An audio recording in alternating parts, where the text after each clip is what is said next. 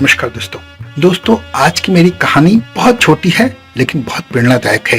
दोस्तों, घमंड इस दुनिया में रावण का भी नहीं रहा, इसलिए हमें अगर ईश्वर ने कुछ दिया है तो उसका घमंड कभी नहीं करना चाहिए। घमंड करने से हमेशा नाश ही होता है, हमेशा बाद में पछताना ही पड़ता है, क्योंकि घमंड के कारण हम वो चीजें हासिल नहीं कर पाते जो हमें कर लेनी चाहिए थी या जिनकी हमें जरूरत पड़ सकती है।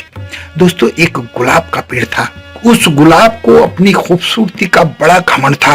आसपास के सभी पेड़ पौधे उसे इस बात के लिए हमेशा मना भी किया करते थे, लेकिन गुलाब था कि मानता ही नहीं था। वो अपनी किस्मत का हमेशा रोना रोता रहता था, क्योंकि वो एक कैक्टस के पास उगा हुआ था।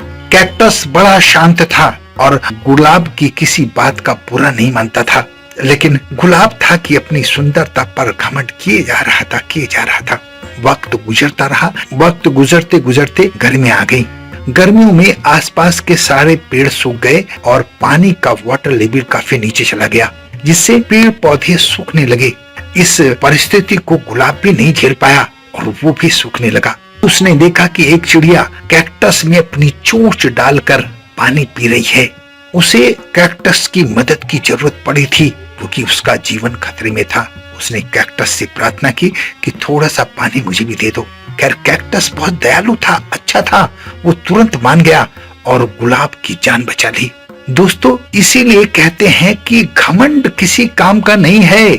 जिससे हम नफरत करते हैं वो हमारे काम आ सकता है। घमंड में रहकर हम बहुत सारी चीजों का नुकसान कर जाते हैं, जो हमें जीवन में मिल सकती थी, मिलने से वंचित रह जाते हैं।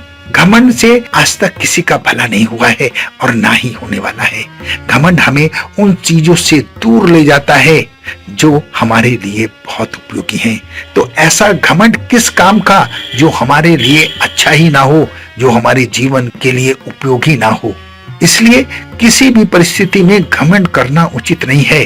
कैक्टस की दयालुता से उस गुलाब की जान बच गई थी। इसलिए आपके लिए मैसेज इस कहानी के जरिए यही है कि किसी भी व्यक्ति का रूप देखकर, किसी भी व्यक्ति की पर्सनैलिटी देखकर उसके बारे में राय बनाना ठीक नहीं है।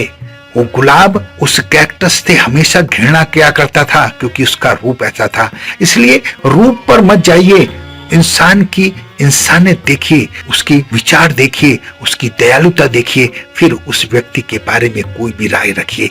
आशा है जो बात मैं आपको समझाना चाहता हूँ वो आपकी समझ में आ गई होगी। घमंड करने से कभी कुछ नहीं होता। अगर आप किसी की मदद करेंगे तो कोई आपकी मदद जरूर करेगा। इस बात में बहुत सच्चाई है। इसलिए हमेशा मददगार बने और दूसरों के हमेशा काम आए। दूसरों की परिस्थिति को ध्यान में रखकर उसकी मदद जरूर करें। अपना बहुत ध्यान रखें, हंसते रहें, मुस्कुराते रहें, खुश रहें। धन्यवाद।